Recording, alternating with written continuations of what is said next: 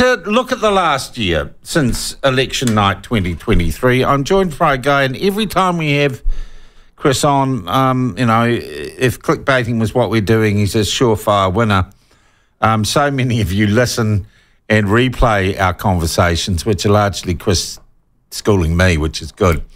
But I think he represents and has done great stuff with us here on the platform. He represents a very balanced and knowledgeable political view, probably tribally coming from the left. Chris Trotter joins us again. How are you, mate? I'm very well, and all the better for that very kind introduction. Well, Sean. a year ago. It's a year. And I'm amazed, actually, in some ways that I haven't seen more, because our lazy mainstream media, this is the sort of easy anniversary you'd heavily get into. But I'm given, let's talk them first, Chris. I'm giving the impression that the mainstream media still haven't somehow come to terms with the shocking news that their mates didn't win the last election. Yeah, it is becoming increasingly worrying, the mainstream news media of New Zealand. Not only do they seem to have failed entirely to reconcile themselves to the democratic choice of the New Zealand people, but they really do seem hell-bent on making us all subscribe to their view of the world. I was watching Q&A yesterday morning. There was an item about the Marine and Coastal Areas Act. The item came to an end, and steam was coming out of my ears because I've written and read extensively on that particular controversy. And TVNZ's version of events struck me as being a considerable distance from the reality of what was going on. It's called the truth. It's called the truth, Chris. Yes. Well, arriving at precisely the truth is always a bit of a mission, but they didn't seem to have worked very hard, in my opinion, to get within a bull's roar of it. But there we are. That's the way they roll these days. Well, look, if the media haven't changed in a year, apart from bits of them falling off like News Hub, what has changed in New Zealand in the year since election night, Chris? And do you think, I think I can remember talking to you before, and that was an election when you had a choice, the same or change. Now, New Zealanders voted for change. Have they got it in the last 12 months?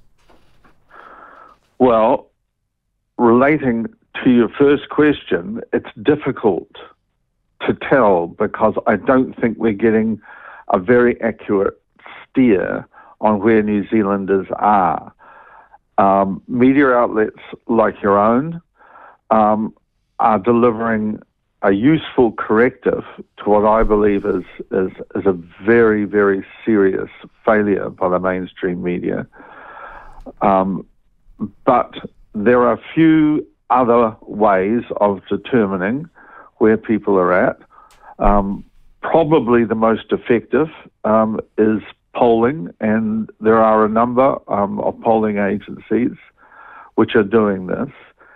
And it is very clear that the New Zealand emerging from the polls, at least in terms of public opinion on key issues, is a very long way away from the version of events presented to them on radio, television, and the newspapers.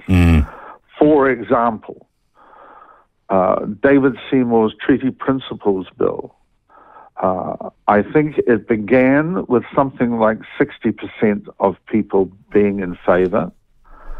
After a year of unrelenting negative mainstream media coverage, absolutely. In relation to it, 45% are still in favour. The number of people who don't know is nearly 30%, but the number of people in favour remains stubbornly in the 20% range. Now, you would never, ever pick this up if you listened to Radio New Zealand or watched Television New Zealand or read stuff or NZME. You just never pick this up. You would pick up that this government was committing an horrendous sin against the tangata whenua, against New Zealand history, against all that is right and proper and decent. And yet, in spite of this relentless propaganda on behalf of the Maori nationalist cause, you still find a very substantial plurality of New Zealanders favouring the Treaty Principles Bill. It was fascinating the other day. Once again, a media outlet, not part of the mainstream stable, Martin Bradbury's The Working Group. The first, and as far as I'm aware, the only really serious attempt to bring pro and anti. Yeah, well, we tried to do the same, and for some reason, some skullduggery went on, and they did the debate instead of us. But we did. Just going to say they're not the only people who tried to do that. Okay. Well, thank you for that corrective. It kind of goes back to the point that it is these alternative outlets that are doing this.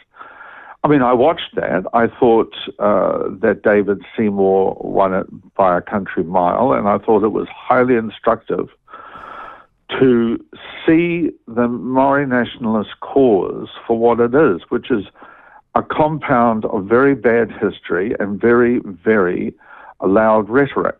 And self-interest. Indeed. With a dollop of self-interest and gravy training. And you know, I just watched that, and the voice in my head screamed, why isn't the mainstream media doing this? This country would be a much better place if this kind of debate was happening all the time.